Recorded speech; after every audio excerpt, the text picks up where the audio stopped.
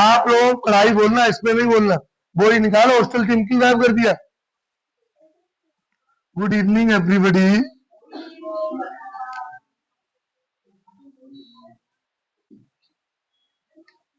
You are most welcome इन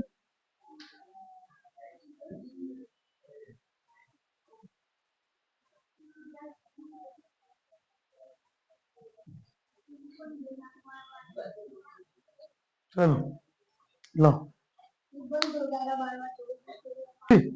आ रहा है clear? 1 2 3।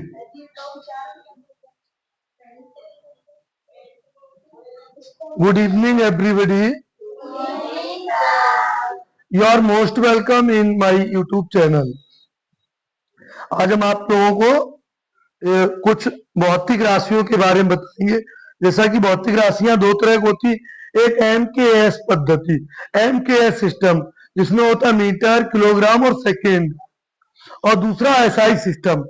मापने के दो तरीके बताए गए, एक इंटरनेशनल सिस्टम है और एक एमकेएस पद्धति। एमकेएस पद्धति क्या है?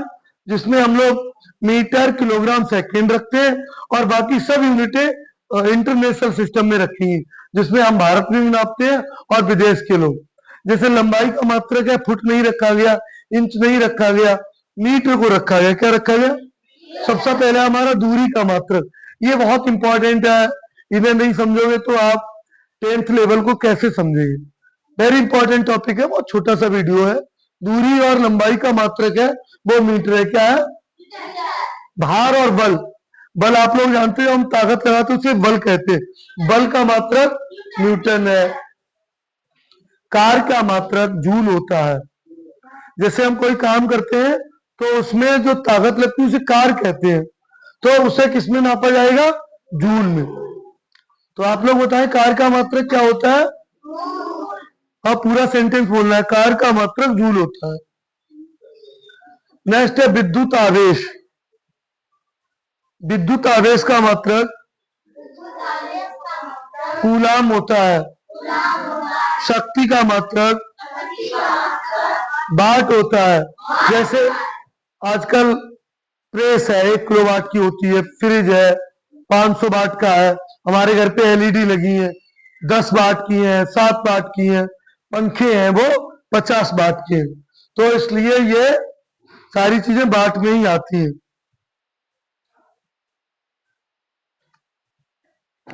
तो हम लोग वाट से परिचित हो गए। अभी हम लोग वाट से परिचित हुए। वाट से कैसे परिचित हुए? अपने घरेलू चीजों से। जैसे हमारे घर में पंखा लगा होता है, वो कितने वाट का है? तो वो पंखा कितने वाट का होता? 50 वाट का होता। पहले बल्ब कितने वाट का चलता था? 100 वाट का चलता था। और हमारे यहाँ जो बल्ब लगते हैं एलईडी, वो 7 वाट की रहेगी। तो सारे बच्चे वाट समझ गए होंगे।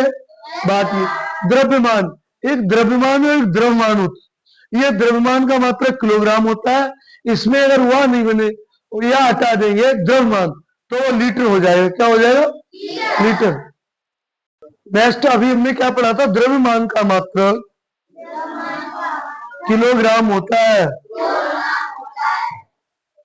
विजुअल है, आगे से बढ़ के ले लो, दिखता रहे। समय को मीटर में भी नहीं नापेंगे, लीटर। तो समय का मात्रक क्या रखा गया? सेकेंड रखा गया। बहुत अच्छे, वेरी गुड। समय को हम मीटर में नहीं और सेकेंड मिनट में नहीं नापते, घंटे में नहीं नापते, समय को हमेशा किसमें नापते हैं? सेकेंड में। मतलब मात्र।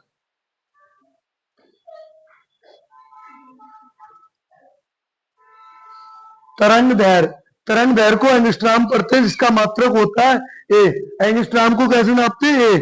कैसे होता है? इधर देखिए, ये इस तरह, ये एंगस्ट्राम होती है। क्या होती है?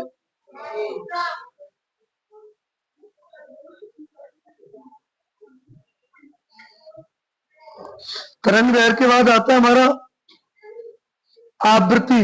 आवृत्ति क्या होती है? देखो, कंपन प्रति सेकेंड, एक सेकेंड में कंपनों की संख्या, एक सेकेंड में कंपनों की संख्या। जैसे ये घड़ी का पेंडुलम होता है, एक सेकेंड में कितनी बार गए, वही पेंडुलम होंगे। नेक्स्ट होगा, इसे हर्टेज भी नापते हैं। क्या नापते हैं? इधर आप लोग देख लीजिए, HZH, ये हर्टेज हो गया। क्या हो गया? विभवांतर का मात्रक वोल्टेज होता है। विभवांतर हम लोग जानते हैं, जैसे घर में लाइट तो हो गई, वोल्टेज हमें 220 चाहिए, चाहे वो 50 वाट का हो चाहे 200 वाट का हो। 200 वाट का हो उससे नहीं, मतलब वोल्टेज एक फ्रीक्वेंसी होती है, वो हमें 220 चाहिए। तो वोल्टेज हमारे घर पे कितने आते हैं? वोल्टेज विभवांतर का मात्रक क्या होगा? वोल्ट। ताप के मात्रक कई हैं, एक केल्विन है, सेल्सियस है, फर्नहाइट। जैसे बॉडी का टेम्परेचर नापते हैं तो हम लोग क्या कहते हैं? फर्नहाइट। क्या कहते हैं? 90, इधर देख लीजिए, 98.6 फर्नहाइट बॉडी का टेम्परेचर होता है, और इसे सेल्सियस में नापेंगे तो 37 होता है, मगर केल्विन 273 आगे रहता है, -2। तो ताप का मात्रक क्या रहता है? केल्विन में। फिर सर्दी गर्मी पड़ती है तो हम लोग सेल्सियस में कहते हैं, राइट। और प्रतिरोध का मात्रक होता है ओम। प्रतिरोध ओम। दाब का मात्रक पास्कल।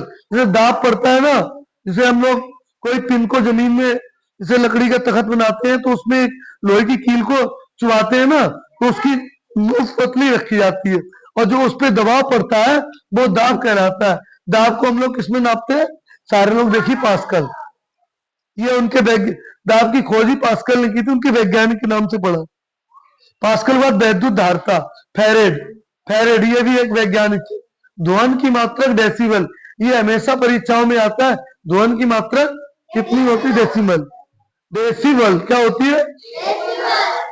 तो कितने डेसिबल डीजे की ध्वन कितने डेसिबल होती है, ये ध्वन का नापन है। अगले में बताऊंगा नेक्स्ट टाइम पे। विद्युत धारा का मात्रक एम्पियर। विद्युत धारा का, अब मुझे केबल कितने एम्पियर की लगाते हैं हम लोग? 10 एम्पियर की लगाते हैं। अगर घर पे 10 किलोवाट का लोड है तो जो केबल आती है उसकी तार की मोटाई होती है, वहां एम्पियर जाता है। हमने बिजली में ही 3 चीजें देखे, वाट देखे, पंखे का वाट क्या है, पंखे में वोल्ट कितने आते हैं? 220 आते हैं, और कितने एम्पियर की एमसीबी लगाते हैं? मोस्टली 5 एम्पियर 10 एम्पियर की एमसीबी लगाते हैं, जो आराम से 1 किलोवाट लोड ले लेती है। तो बिजली जो हमारी इलेक्ट्रिसिटी है, इसमें हमने 3 यूनिट सीखे। कितने सीखे?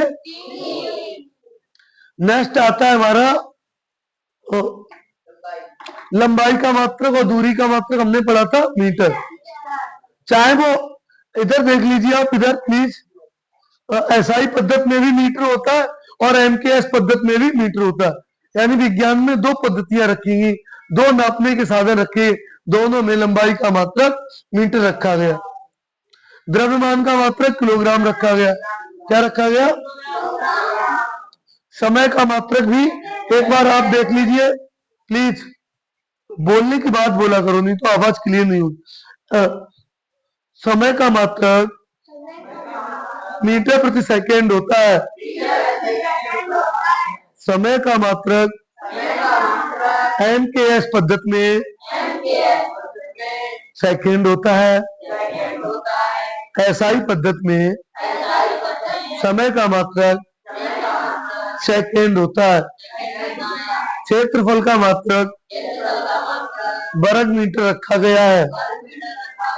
पद्धति चाहे एमकेएस हो, MKS metre kilogram second. SI पद्धति क्या है? इंटरनेशनल यूनिट सिस्टम, यानी विदेश में भी जगह को किसमें नापेंगे? मीटर में। किसमें नापेंगे? आयतन का क्या होता है? घन मीटर। आयतन हम उसी का निकाल सकते हैं जिसकी 3 भुजाएं हो। आयतन किसका निकाला जा सकता है? जैसे टंकी का आयतन निकाल सकते हैं।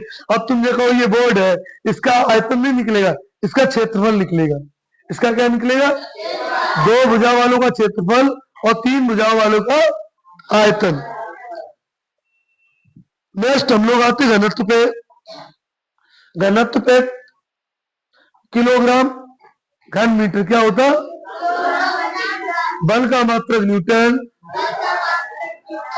बल का मात्रक न्यूटन, ऊपर भी बता चुके हैं। त्वरण का मात्रक मीटर पर सेकेंड होता है। जैसे जैसे समय बदलेगा तैसे तैसे दूरी बदलेगी। त्वरण ये होती है, क्या होती? त्वरण का मतलब एक्सीलेशन, एक्सीलेटर। जैसे मोटरसाइकिल का एक्सीलेटर बढ़ता है ना, समय बढ़ेगा एक्सीलेटर बढ़ेगा तो दूरी बढ़ेगी, राइट? Are you understand? त्वरण, त्वरण है ना, वेग परिवर्तन की दर को त्वरण कहते हैं। क्या कहते हैं? वेग परिवर्तन की दर को त्वरण कहते हैं और समय परिवर्तन की दर को वेग कहते हैं। आप लोग बोल लीजिए, समय परिवर्तन की दर को वेग कहते हैं। वेग का मात्रक मीटर पर सेकेंड होता है। चाल का मात्रक मीटर पर सेकेंड होता है। ऊर्जा का मात्रक जूल होता है। शक्ति का मात्रक जूल पर सेकेंड या वाट भी हो सकता है। दाब का मात्रक पास्कल, ये मैंने बता चुका हूं। पास्कल दाब की खोज करने वाले वैज्ञानिक थे, उनके नाम से ही चल रहा है।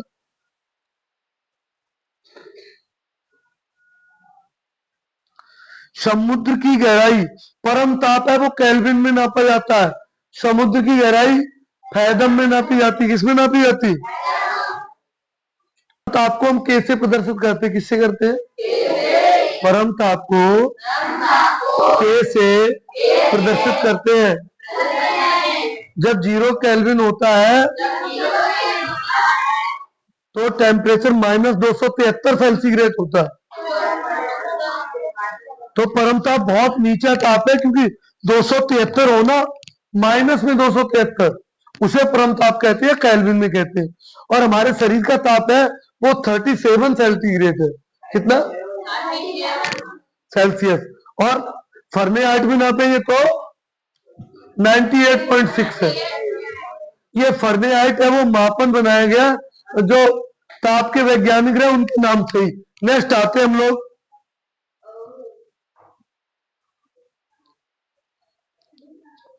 ऊष्मा का मात्रक जूल है। कार्य का मात्रक जूल बताया हमने आपको, ऊर्जा का मात्रक जूल बताया, और किसका बताया? विशिष्ट ऊष्मा का मात्रक जूल अपॉन किलोग्राम। विद्युत धारा का मात्रक,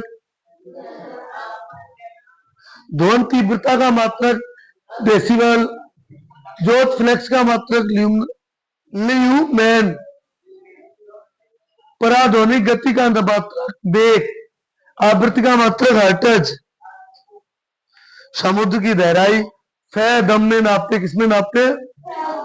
आपको एक इंपॉर्टेंट क्वेश्चन बन गया, समुद्र की गहराई किसमें नापते हैं? तो फैदम, जो कि लंबाई का बड़ा मात्रक है। कैसा है?